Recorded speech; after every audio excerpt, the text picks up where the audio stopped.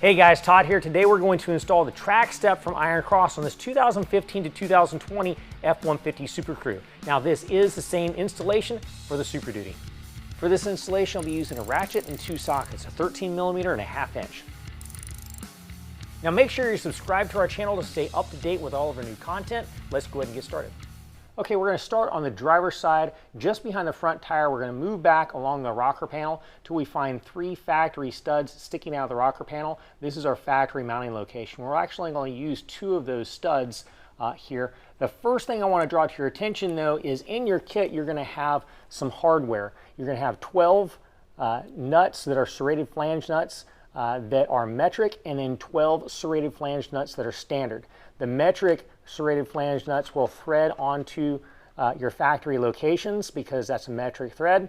Your serrated flange nuts that are standard will thread onto the provided carriage bolts that are in your kit. So you'll have 12 carriage bolts. Before you go any further, I recommend separating that hardware out so you don't mix it up, because you don't want to put a standard on this thread right here and mess that up.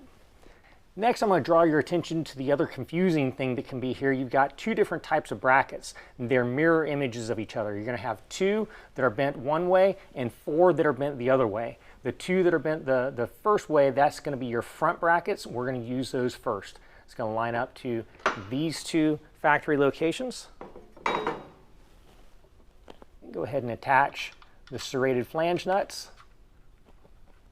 We're just going to put them on hand tight for right now.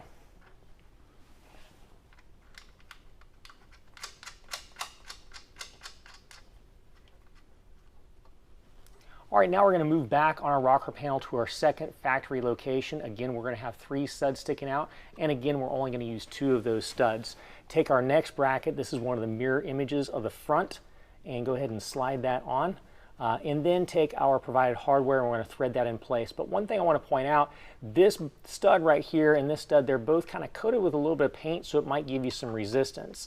I want to let you know that you can thread that nut on there and then kind of force it down with a wrench or ratchet, but I recommend either scrubbing that down with a wire brush or run it down a little bit with a ratchet, and as it's starting to tighten up, loosen it back up and then run it down again. That will break all that paint free.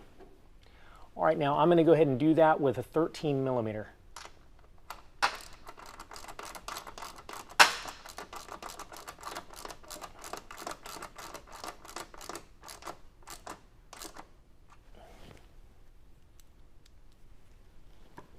I'm going to back it up a little bit. And now I can go into it again.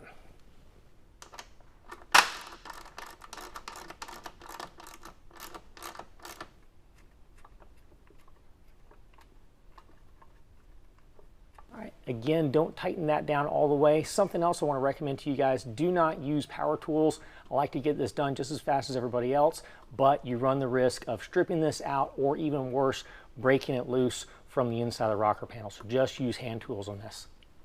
All right, now we can go ahead and move along the rocker panel to our very final bracket location from the factory. Again, we're just going to use 2 of those threaded studs.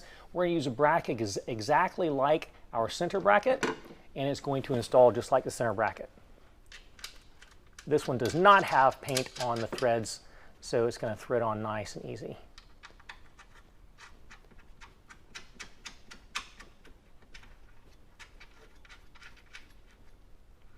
All right, now we're going to go ahead and take our running board and set it on top of our brackets. Okay, I'm actually going to start on the center bracket.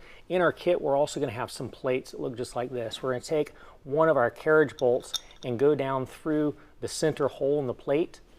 Next, we're going to take that plate and turn it up inside the board. The narrow end is going to face back towards the cab of the truck. We're going to lift that up, and then we're going to pull the running board forward to where the hole drops through the center hole in the bracket. Now there is some adjustability. You can install this further out, but I'm going to tuck it in a little bit and install it at this location. Now we also want to make sure that carriage bolt is seated all the way down to where the head of that bolt is flush up at the top, and then take our serrated flange nut, that is our standard serrated flange nut, and put that on there just finger tight for right now. Next, we're going to take another carriage bolt, feed that through the top, and then come down through the next hole.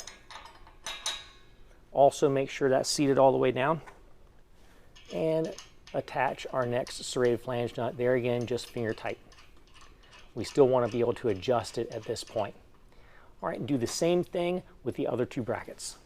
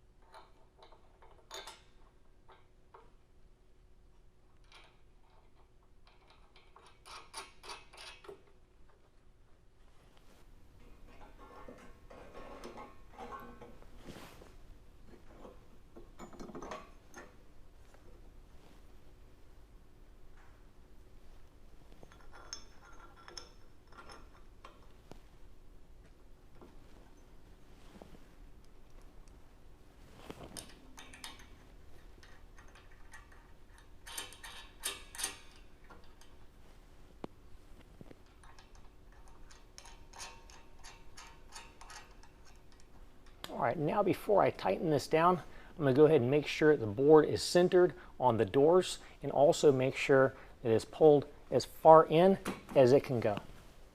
All right, now that we've got everything lined up the way we want it, we're going to go ahead and tighten down first the brackets to the boards using a 1/2 inch. Then we'll go back and tighten the brackets to the truck using a 13 millimeter.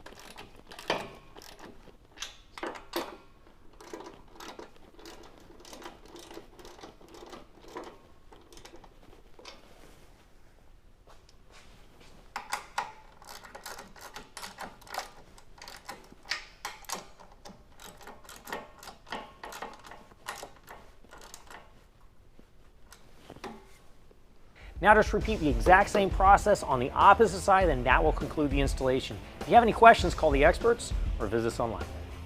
Well, if you found that to be useful, give us a like, and make sure you subscribe to our channel to stay up to date on all of our new projects and builds. And to be notified every time we release new content, make sure to ring that bell.